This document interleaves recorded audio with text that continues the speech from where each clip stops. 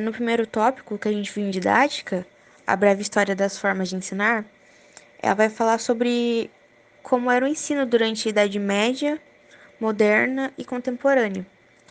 E vai falar também como a didática se constituiu durante o tempo. Aí, falando sobre a questão de como era o ensino durante o período da Idade Média, moderna e contemporânea, na primeira parte lá o autor fala que na Idade Média, que a Idade Média ela herdou grande parte de suas características da antiguidade. No entanto, quem educava as crianças eram principalmente aquelas que eram abandonadas pelos pais, era a igreja.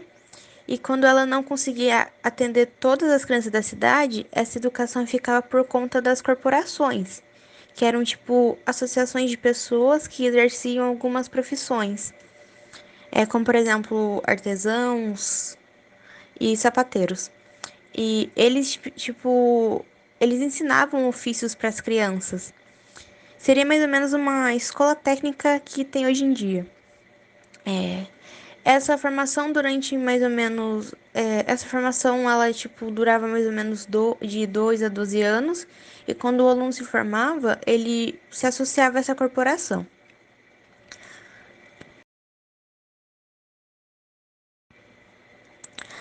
No século XI e XII, a educação formal ela passa dirigida apenas pelas corporações comerciais, que achavam que as pessoas deveriam ter um conhecimento mais adequado em relação às áreas de linguagem e matemática. Uma coisa interessante que o texto fala é que as crianças aprendiam no mesmo ambiente que os adultos, porém, com a chegada do conceito de seriação, que existe até hoje, que foi criado pelos jesuítas, e isso muda, sabe? Aí no século XIX, o ensino passou a ser dividido em dois: o ensino primário, que era destinado às classes populares, e o ensino secundário, que era ofertado para a burguesia.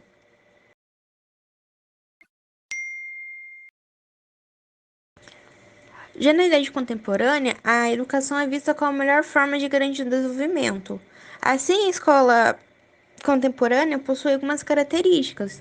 Por exemplo, elas são um espaço para educar, ela tem horários rígidos para o ensino, os conteúdos são adequados para cada série, é, tem obrigatoriedade de frequência e, além disso, tem uma avaliação e a certificação da aprendizagem. E outro ponto legal, interessante aqui, é que o texto fala assim que ela meio que vai desmerecer as práticas de ensino não institucionalizadas.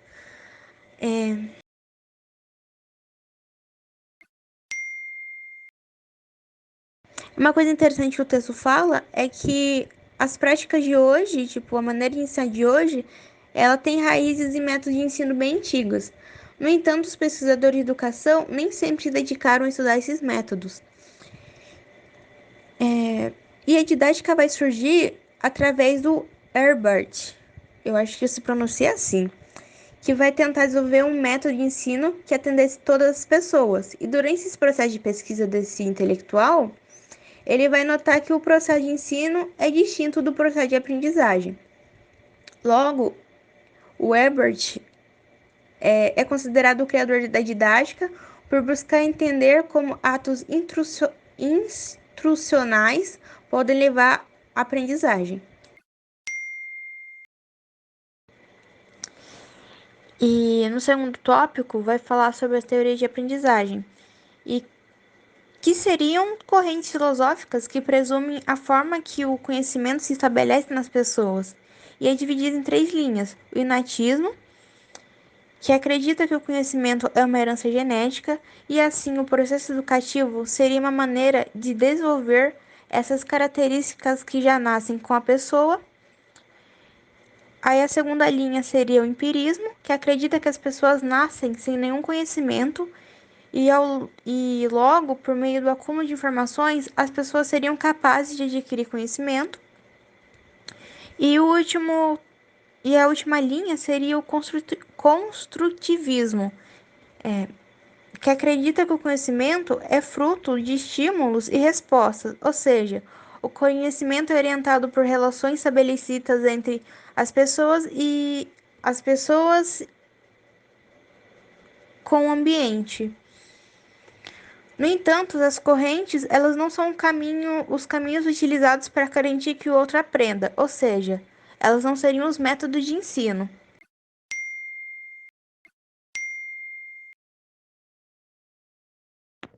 Maria, então, que eu me lembro, né? As teorias de ensino, elas estão ligadas às teorias de aprendizagem. E aí temos a diretiva, a não diretiva e a relacional. A diretiva é na qual o professor passa conhecimento para a cabeça do aluno que, teoricamente, chega na escola vazio, assim, né? De conhecimento. Então, ela está ligada com a epistemologia empirista. A não diretiva, ela está ligada ao inatismo ou a priorismo, na qual o professor ajuda o aluno a desenvolver algo que ele tem uma predisposição, assim, algum tipo de gosto, dom, sei lá. E a relacional quando você constrói o conhecimento a partir das relações com o professor, com a escola, com os familiares, com outros alunos, e ela está ligada com o construtivismo. E as tendências pedagógicas, elas estão ligadas à prática, né, de tudo que envolve o meio escolar. E segundo o Libânio, que é um dos autores principais daquele livro que a gente leu durante a disciplina, a gente tem tendências pedagógicas liberais ou progressistas. As liberais podem ser tradicional, renovada ou tecnicista, e a progressista pode ser crítico social ou libertadora.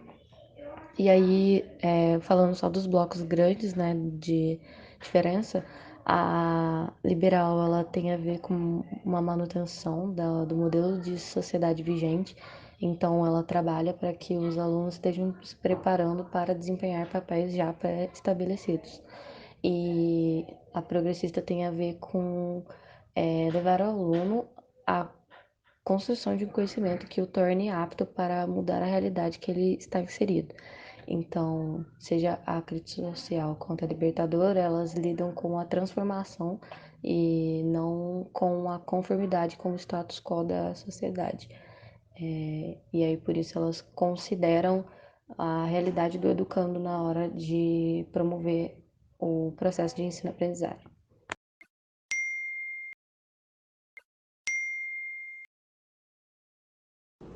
O planejamento educacional é a organização dos passos que serão dados para se atingir um determinado objetivo, tendo clareza de onde se quer chegar. O planejamento tem que responder 6 perguntas principais, que é qual o ponto de partida, qual o ponto de chegada, em quanto tempo, como será o processo, que recursos serão necessários e como será avaliado. No meio entre o ponto de partida e o ponto de chegada, é necessário determinar os recursos que serão necessários para se atingir esse objetivo, podendo ser recursos humanos, financeiros e materiais. Após compreender o tempo do processo, os recursos, é necessário avaliar para saber se o objetivo foi atingido. Para Bruno Taranto Malheiros, o processo de planejamento deve prever a forma como será avaliado o objetivo final. Entretanto, existem algumas peculiaridades no planejamento educacional, e alguns são divididos em 2 grandes blocos, como o plano de ensino e o plano educacional. O plano educacional irá tratar questões políticas e filosóficas do ato de ensinar de uma determinada sociedade, como, por exemplo, a educação básica aplicada no ensino fundamental e no ensino médio. Já o planejamento educacional é um processo sistêmico, que acontece em um nível nacional, estadual ou local. E quando vai se definir isso, o governo leva em consideração o currículo mínimo das escolas, a formação mínima dos professores, o orçamento destinado à educação e o nível de gestão escolar, como local regional, por exemplo.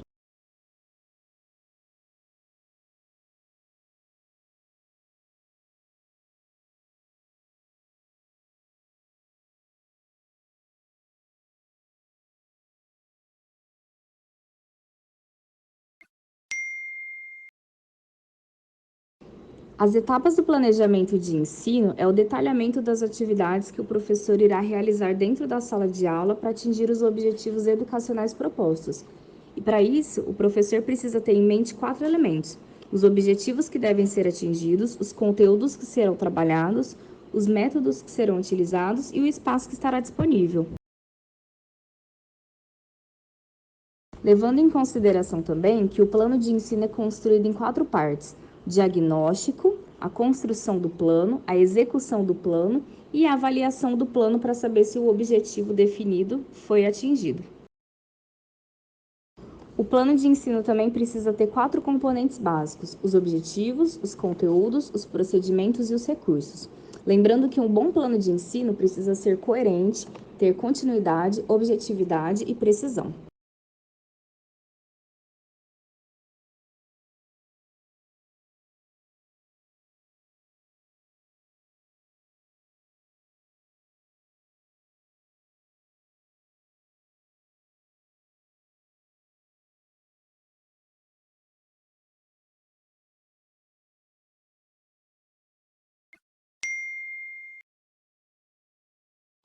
Para a seleção e a organização dos conteúdos, deve-se considerar os conteúdos que serão relevantes para determinado nível de ensino, turma específica, levando em consideração o nível de ensino com qual se trabalha.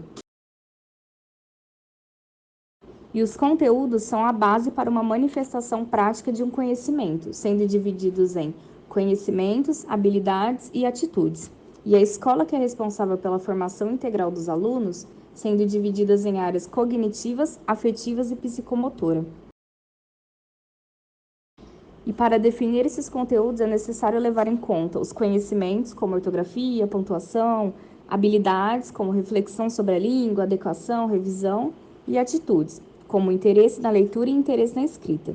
E após o conteúdo ser definido com clareza, é necessário selecionar o que será ensinado, e para selecionar o que será apresentado, é preciso levar em conta também o programa oficial da escola e o programa pessoal do professor.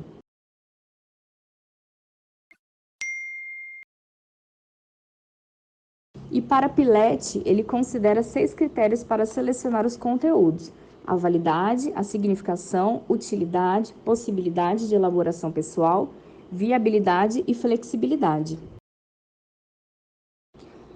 É necessária a organização dos conteúdos para estruturar uma sequência lógica em que eles serão apresentados aos alunos. Devem ser organizados em continuidade, sequência e integração. Assim também pode-se utilizar a organização dos conteúdos em formato de funil, contendo a aula, o tópico e a unidade para organizar o que será apresentado.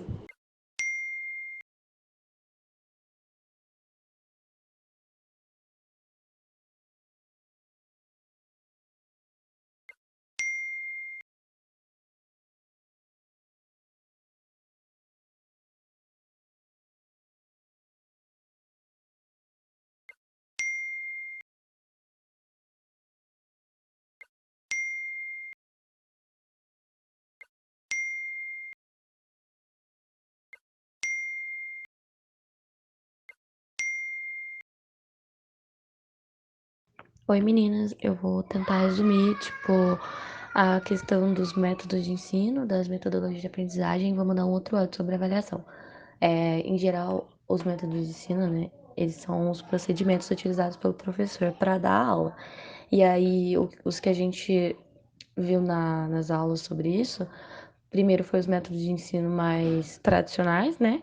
Que são algum deles estudo de caso, exemplificação, aula expositiva, aula dialogada, trabalho em grupo, enfim, esses são alguns.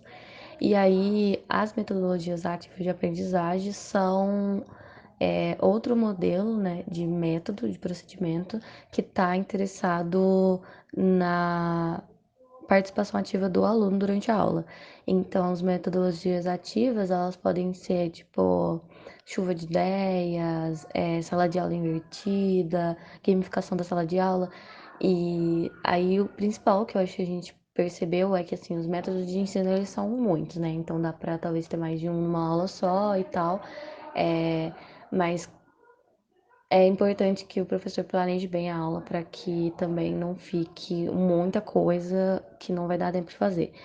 E os métodos, eles têm que pensar, tem que estar por trás, né, de um pensamento de, o que eu quero atingir, qual é o objetivo da minha aula, tá voltado no aluno, fazer tal coisa, compreender alguma coisa, ou está voltado em explicitar alguma coisa, E aí volta pro professor, né? Tipo, dar a aula, falar disso, citar exemplos, enfim.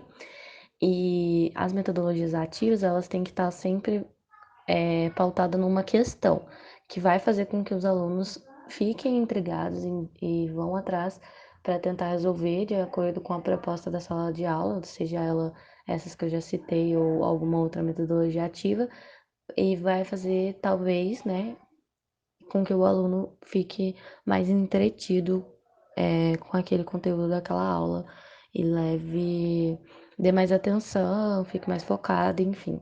E construa, talvez de forma mais divertida, o seu processo de ensino-aprendizagem. É, é isso, agora eu vou falar da avaliação. Então, pessoal, sobre a avaliação, a gente aprendeu que existem vários tipos de avaliação, né? E o tipo de avaliação, ele indica para que ele está direcionado, se ele quer atribuir somente nota, se ele quer avaliar o processo de ensino-aprendizagem do aluno, que seria essa conceituação mais coerente, né, com o ambiente escolar. E dentro disso existem os tipos de avaliação diagnóstica, avaliação formativa e a avaliação classificatória. Uma mais ou menos aplicada em cada etapa, tipo no início do semestre, no meio, durante, e depois a classificatória ao final. E aí a gente discutiu sobre o olhar do professor sobre isso, né? Porque a avaliação ela serve para o aluno, né? Direcionada a ele, mas também auxilia o professor a descobrir se seus métodos estão sendo eficientes. Enfim, eu não vou falar muito sobre isso, mas em tese foi o que a gente viu sobre a avaliação da aprendizagem escolar.